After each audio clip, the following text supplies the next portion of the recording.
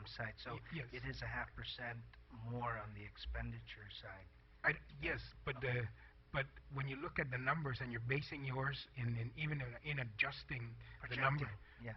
no, but adjusting them based on the FEIS and adjusting them down to be a little bit more conservative, as you would say.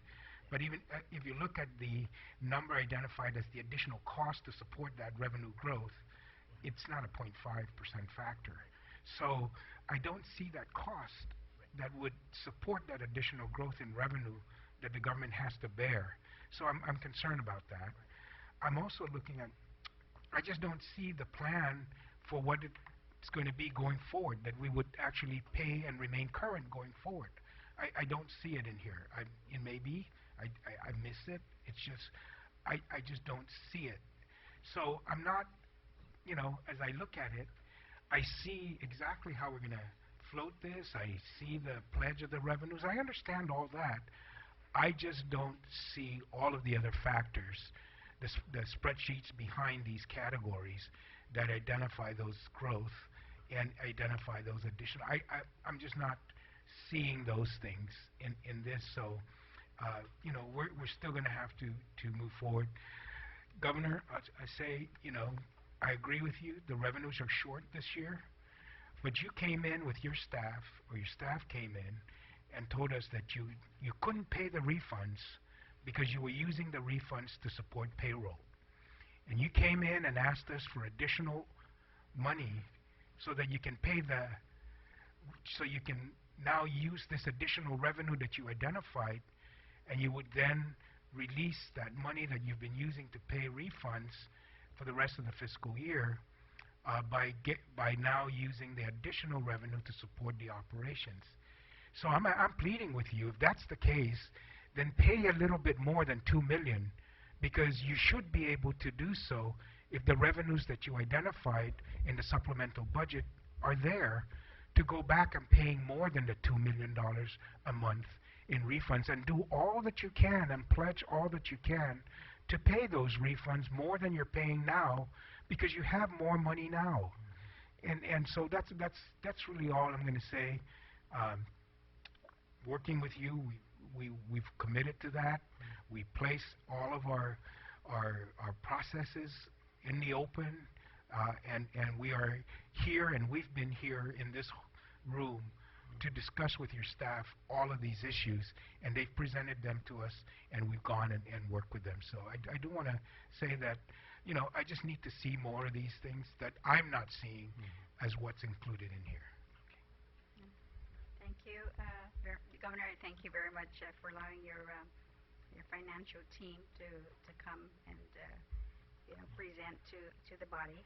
And I appreciate, of course, the fact that, you know, as you've indicated earlier, is that you do recognize, of course, the legislature's role in this as policymakers, and I know you've not forgotten where you came from, and that the majority here, yes, and not just the majority, but I try to be very inclusive of our other members, that as we deliberate, of course, on the bond packet that you've presented, and of course other amendments as well that's proffered in the legislature. So we do appreciate, you know, that, and we look forward, as the chairman has said, is to continue then to work with your financial team as we move forward, because I think this is not just, of course, your problem alone. It's, you know, everyone's as well, and we all have to work together for the benefit of our people in our island. So I want to thank you. I know it's about, we did go over. We said 8. We tried to go to 8. It's now 8:38. I mean 9:35, and it's kind of late. But I wanted to go ahead and just give you this copy of this letter, and you may not even be aware of it. But I just want to give you this to show, to indicate that apparently this is a letter that has been circulating in the department. So if I can have one of my staff give you this copy. So I'm going to offer you then an opportunity as to provide closing. Yeah, thank you very much, Madam Speaker. Mr. Chairman, all of you, thank you for allowing me the time to be here with you. I miss you folks, I really do.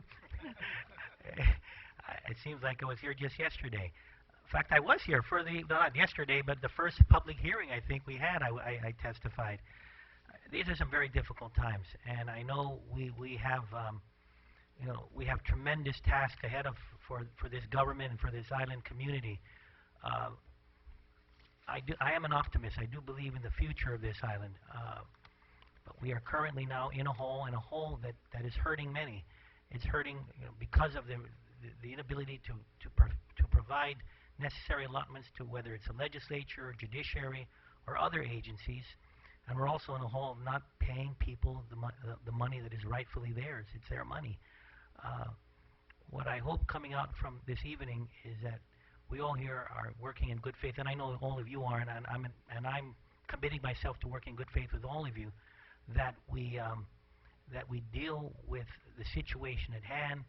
We work towards getting ourselves out of this financial hole that we are in, and then provide then a plan and a system so moving forward that we can improve the quality of services for all our people, and then they can all get their tax refunds when they process them. And for all of you, I know how it is to be over there. It's a difficult job being a policymaker.